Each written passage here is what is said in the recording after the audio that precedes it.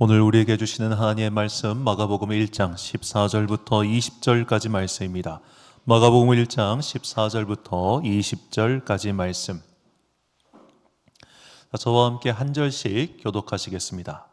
요한이 잡힌 후 예수께서 갈릴리에 오셔서 하나님의 복음을 전파하여 이르시되 때가 찼고 하나님의 나라가 가까이 왔으니 회개하고 복음을 믿으라 하시더라. 갈릴리 해변으로 지나가시다가 시몬과 그 형제 안드레가 바다에 그물 던지는 것을 보시니 그들은 어부라. 내가 너희로 사람을 낚는 어부가 되게 하리라. 곧 그물을 버려두고 따르니라. 세베대 아들 야고보와 그 형제 요한을 보시니 그들도 배에 있어 그물을 깁는데 함께 있습니다. 곧 부르시니 그 아버지 세베대를 품꾼들과 함께 배에 버려두고 예수를 따라가니라. 아멘. 하나님의 나라를 향해 출발이라는 제목으로 하나님의 말씀 선포하겠습니다. 자, 불과 지난주에 우리나라의 공휴일이었죠. 3.1절이 있었습니다. 자, 우리나라의 공휴일 중 굉장히 중요한 공휴일이 3.1절 그리고 광복절이 있겠죠. 자, 3.1절과 광복절이 중요한 이유는 그 두 공휴일이 대한민국이 어떤 나라인지, 대한민국 사람은 어떤 사람인지를 규정해 주는 날이기 때문입니다.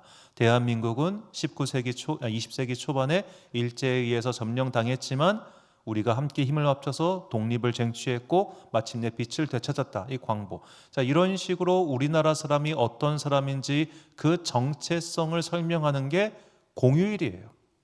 자, 마찬가지로 하나님께서도 그리고 교회도 그리스도인이란 어떤 사람인가, 그리스도인은 도대체 무엇을 하는 사람인가, 이 그리스도인의 정체성을 규정하기 위해서 교회의 명절, 교회의 공휴일을 만들었으니 그것을 보통 절기라고 말을 합니다.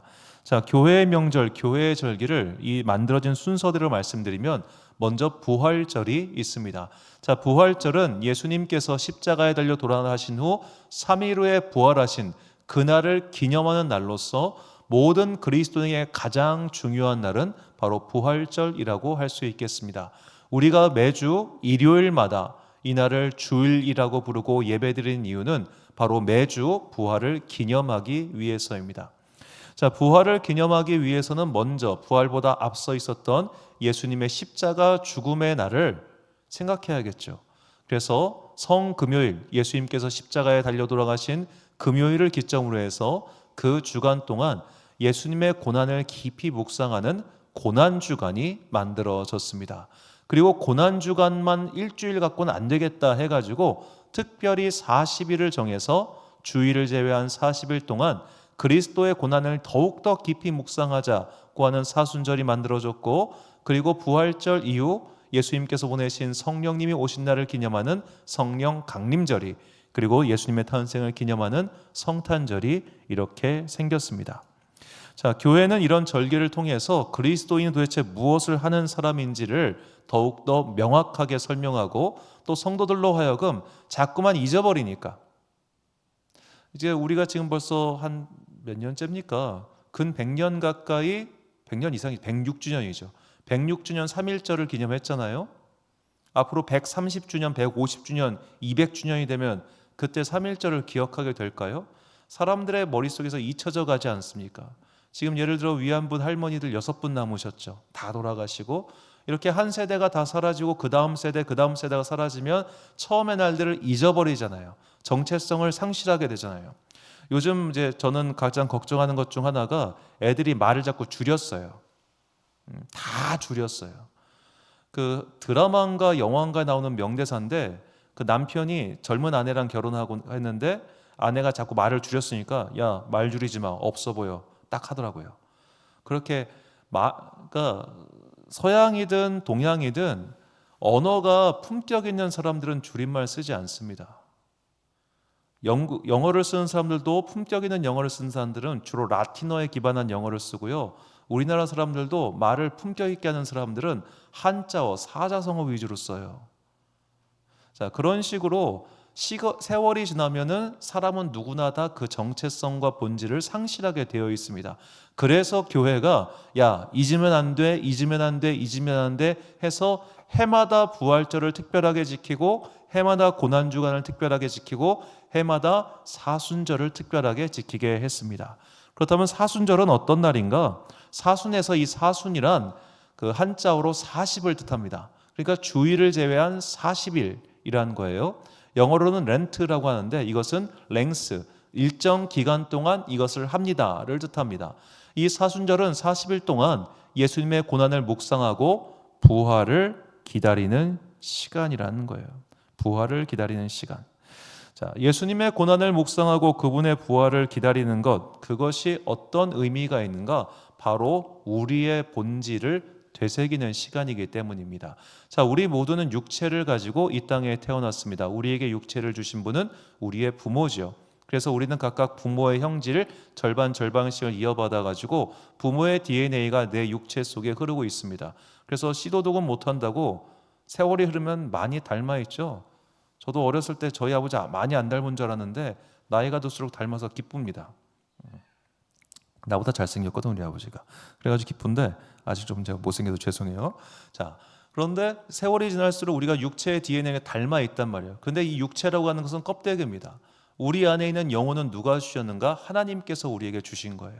그분이 만드셔가지고 우리에게 이 육체라고 하는 틀 속에 넣어서 이 땅 가운데 보내셨습니다. 자, 그렇다면 이 육체의 틀이 깨지면 어떻게 됩니까? 영혼은 다시 하나님께로 돌아가죠. 자, 이 과정을 우리가 사순절기 동안 특별히 묵상하는 시간입니다. 자, 이것을 굉장히 잘 표현한 시가 있어요. 교과서에도 나오는데 천상병 시인의 귀천이라는 시입니다. 나 하늘로 돌아가리라 새벽빛 와 닿으면 쓰러지는 이슬 더불어 손에 손을 잡고 나 하늘로 돌아가리라 노을빛 함께 단둘이서 기슭에서 놀다가 구름 손짓하면은 나 하늘로 돌아가리라 아름다운 이 세상 소풍 끝나는 날 가서 아름다웠더라고 말하리라. 자, 이 천상병 시인은 카톨릭 성도였습니다. 이 사람이 이런 시를 쓰게 된 것은 너는 흙에서 왔으니 흙으로 돌아갈 것이다 라고 하는 창세기의 말씀을 가지고 썼다고 그렇게 말하는 분들도 계시더라고요. 자, 우리 모두는 안타깝지만 죽습니다. 죽지 않는 사람은 한 명도 없습니다. 아무리 죽음을 피하려고 발버둥을 쳐도 죽음이라고 하는 녀석은 마치 어느 날 갑자기 닥쳐오는 비수처럼 우리 안에 푹 꽂히기 마련이죠. 안타깝게도 사고로 돌아가시는 분도 계시겠습니다만 우리는 수명을 다해서 죽기도 합니다. 자, 우리가 사실은 멀쩡한 모습으로 이렇게 살아가지고 예배를 드린다는 것 자체가 얼마나 놀라운 기적입니까? 저도 제 여태까지 그러니까 운전대를 잡고 지금까지 총 운전한 거리가 50만 킬로가 넘습니다. 진짜 많이 운전했네. 자, 그 많은 시간 동안 생각해 보면 내가 남을 치일 뻔한 순간도 굉장히 많았고요. 내가 남에게 어떻게 보면 당할 뻔한 순간도 엄청나게 많았습니까? 근데 지금까지 생각해 보면 그렇게 제가 고속도로에서 360도 돈 적이 있어요. 진입하다가 타이어가 미끄러져 가지고 빙글빙글 도는데 그 순간 이대로 하늘나라 가는구나. 진짜로 슬로우 모션처럼 차가 빙글빙글 돌더라고요. 경부고속도로 차가 거꾸로 서 있었다니까요. 이렇게 멈춰가지고 그리고 그 차 바로 바꿔버렸는데, 자, 생각해 보면 우리가 살아서 여기에 있는 것 모든 것이 다 기적과 은혜라는 거예요. 그런데 그 기적과 은혜가 언젠가는 주님의 때가 끝나고 주님의 때에 그 모든 것이 끝나고 하나님께서 우리를 부르시는 날이 온단 말이에요. 그렇게 우리가 육신이 죽고 가는 것이 어디다? 천국 혹은 하늘나라는 거예요. 그래서 성경은 이 두 가지를 동시에 얘기하는데 죽음 이후의 세계가 있다. 그곳이 천국 혹은 하늘나라이고 또 다른 표현으로 하나님 나라라고 그렇게 표현을 합니다. 자, 이 천국과 하나님 나라는 사실 약간은 다른 개념이에요. 자, 무엇이 다른가? 이제 말로 설명하면, 자, 하늘나라, 천국은 우리가 죽으면 가게 될 나라입니다. 그런데 이 지상의 하나님 나라란 하나님의 통치가 아직 완전하지 않은 나라, 즉 우리가 살고 있는 현실 세계라는 거예요. 자, 이걸 어떻게 비유하면 조금은 쉬울까? 여러분이 삼국지라고 하는 세계관을 이해하면 되게 좀 용이할 텐데, 자, 삼국지라고 하는 세계관이 있어요. 왜 여기 역사 얘기하면 다들 싫어하는지 모르겠어.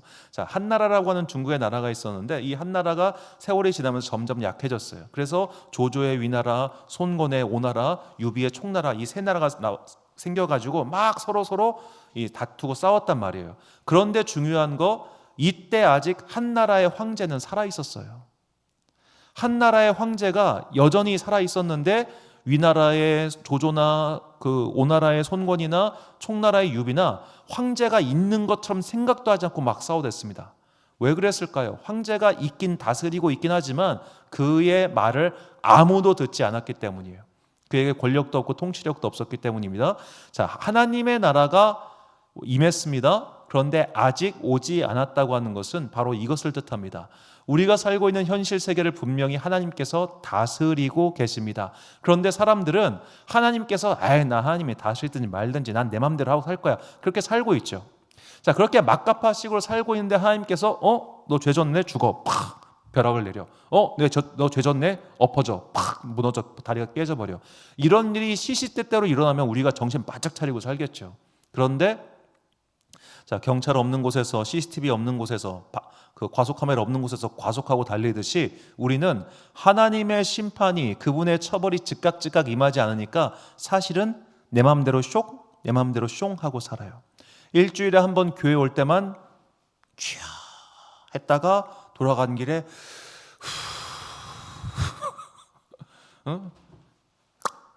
하면서 그러고 산다고요. 왜 그래요? 하나님의 통치가 교회에만 있는 거예요.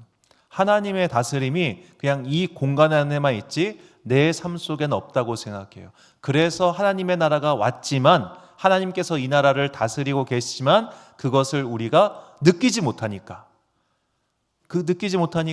자꾸만 죄를 짓거나 딴짓을 하는 거죠.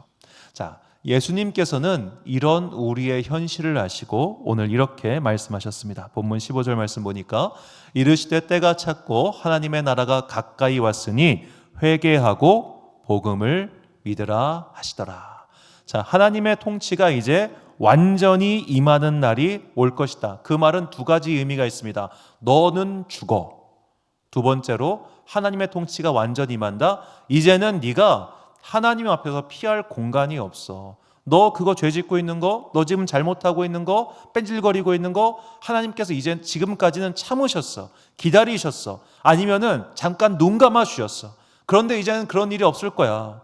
악인들은 심판을 받게 될 거고 죄인들은 판결을 받게 될 거야. 그러니까 뭐하라? 회개해라, 돌이켜라, 잘못된 일을 하지 말아라.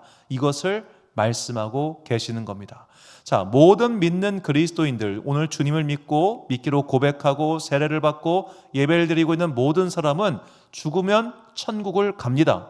내가 특별히 아주 대놓고 나는 정명석을 믿습니다, 나는 이만희를 믿습니다, 나는 통일교를 사랑합니다, 그런 짓을 하지 않는 한 여기는 여러분들은 모두 다 천국을 가실 겁니다. 자, 그런데 이 땅을 살아가는 동안 여기서 하나님의 통치를 경험해야 된다는 거예요. 하나님께서 다스리고 계시구나, 하나님께서 살아 계시구나, 하나님께서 오늘 나를 보고 계시구나.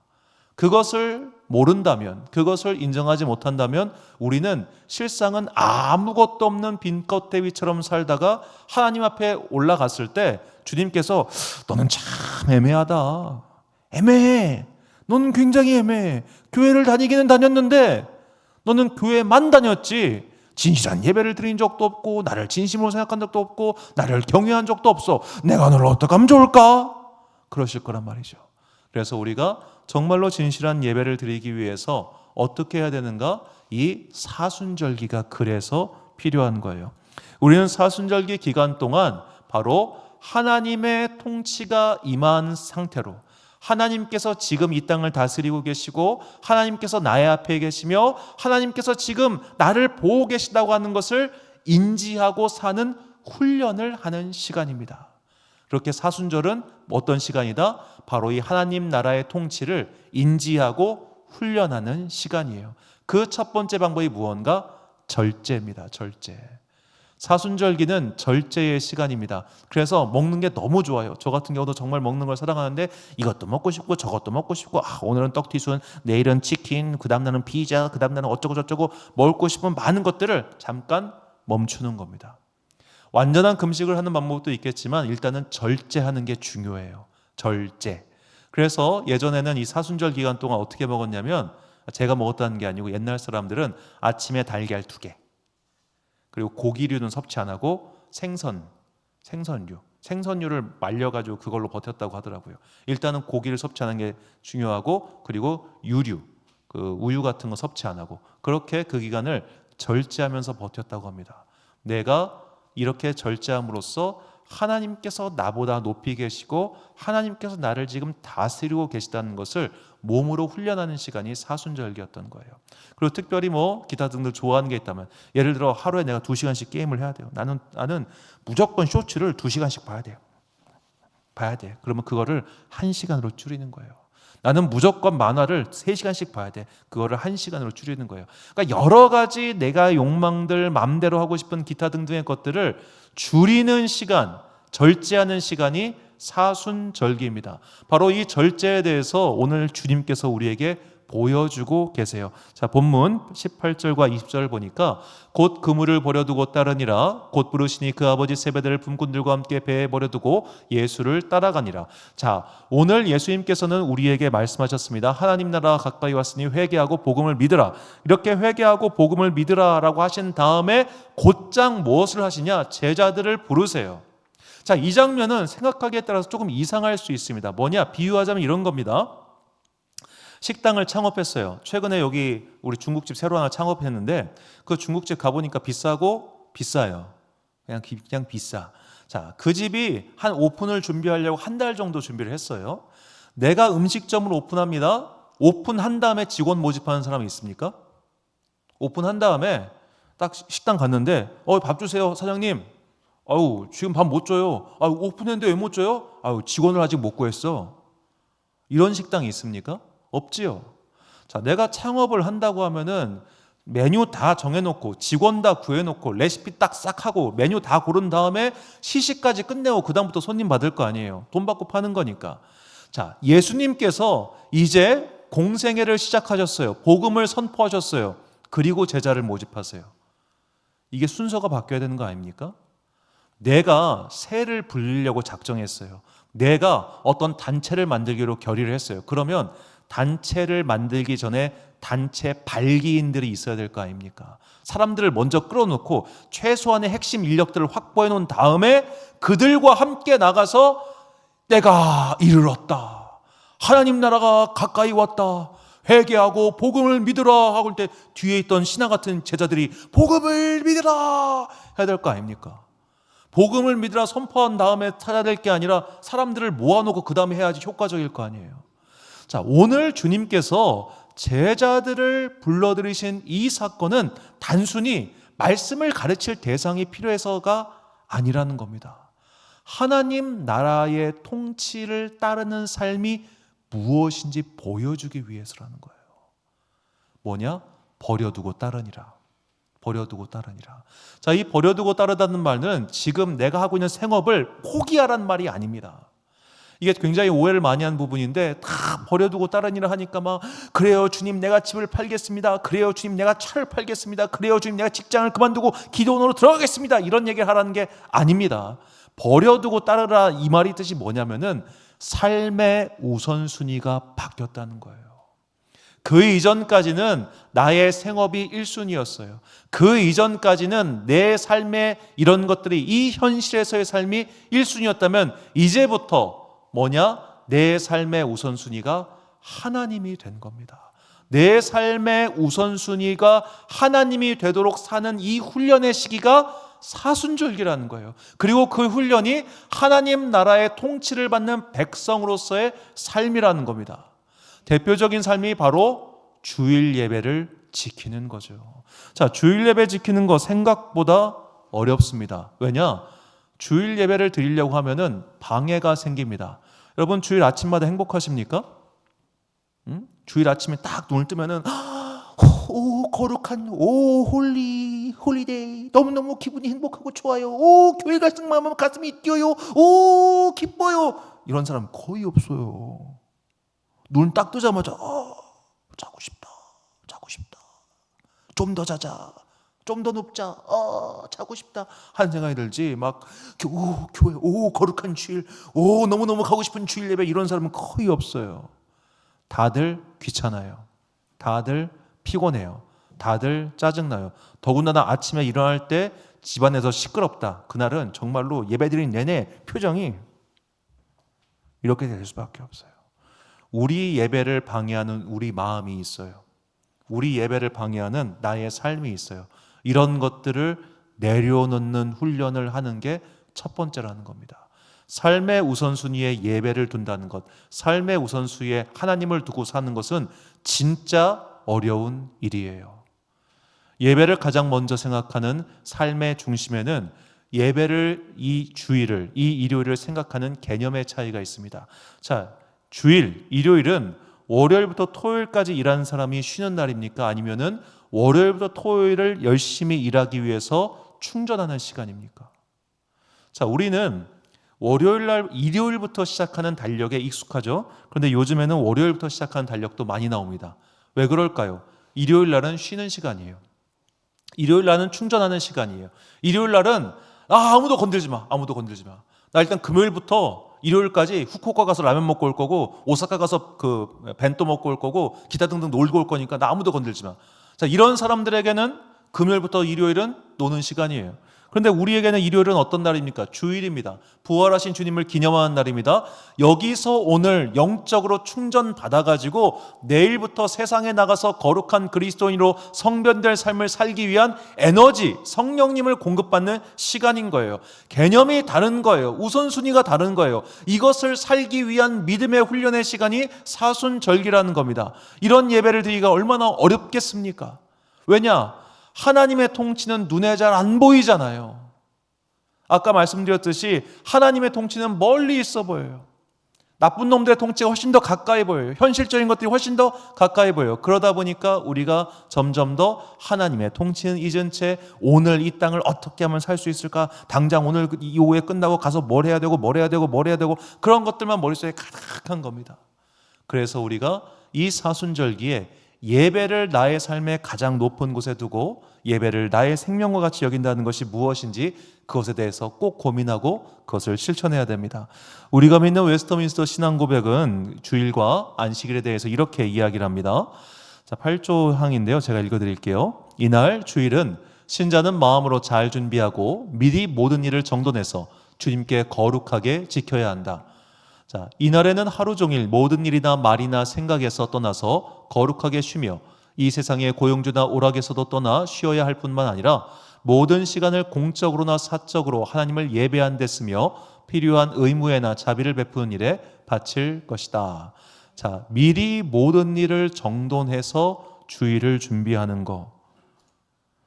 저도 신앙생활 오래 했습니다만 미리 토요일 날 다 준비하고 주일을 거룩하게 맞이할 준비하는 거 진짜 어려워요.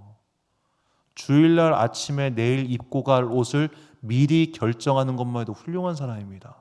내일은 교회 가니까 이거 입고 가야지. 그거 결정하는 분들 계시죠? 있을 거예요. 자, 그런 것만 해도 되게 훌륭한 거예요. 내일을 어떻게 준비하기 위해서 오늘을 사는가? 다음 주 주일 예배를 위해서, 내일 있을 주일 예배를 위해서 나는 어떤 마음을 가지고 예배를 준비하고 있는가? 이번 사순절 기간 동안 먼저 나는 예배를 어떻게 드리고 있는지, 내 삶에서 예배는 도대체 어떤 순위를 가지고 있는지 그것을 점검하시고 하나님 앞에 영과 진리의 예배를 드리는 여러분과 제가 되시기를 주님의 이름으로 축원합니다. 결단의 말씀 요한복음 4장 23절과 24절 말씀 한 목소리로 봉독하겠습니다. 시작. 아버지께 참되게 예배하는 자들은 영과 진리로 예배할 때가 오나니 곧 이때라. 아버지께서는 자기에게 이렇게 예배하는 자들을 찾으시니라. 하나님은 영이시니 예배하는 자가 영과 진리로 예배할지니라. 아멘. 사랑하는 지혜빛 광성교회 성도 여러분, 그리고 이 예배 함께 드리고 계신 귀한 주님의 자녀 여러분, 믿음의 절기 사순절 첫 번째 주간입니다. 이 사순절 첫 번째 주일을 맞이하여 오늘 각자의 삶을 점검해 봅시다. 나는 나의 삶의 우선순위에 하나님을 두고 있습니까? 그리고 나는 나의 삶의 우선순위에 예배를 두고 있습니까?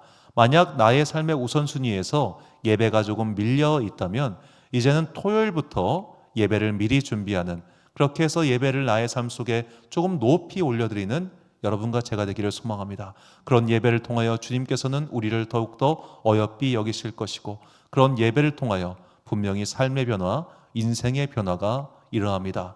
예배를 통하여 우리에게 주시는 그 예비된 복을 취하는 여러분과 제가 되시기를 주님의 이름으로 축원합니다. 기도하겠습니다. 사랑과 내가 풍성하신 아버지 하나님, 사순절 첫 번째 주일을 맞이하게 하시니 감사합니다. 이 사순절기 나의 삶의 가장 높은 곳에 하나님 나라를 두기를 소망합니다. 항상 하나님을 바라보며 하나님께서 또한 나를 바라보고 계시다는 것을 잊지 않고 삶 속에서 많은 것들을 누리고 즐기고 하기보다는 주님 나라를 위하여 절제할 수 있는 마음을 허락하여 주옵소서. 성령 충만하여 주신 말씀을 다 지킬 수 있도록 우리의 삶을 인도해 주시고, 특별히 앞으로 우리가 주일 예배를 지키면서 이 예배를 나의 삶 속에 가장 높고 가장 귀한 곳에 두는 거룩한 주의 자녀가 되기를 간절히 소망하오며, 이 모든 말씀 우리 구주 예수 그리스도의 이름으로 기도드립니다. 아멘.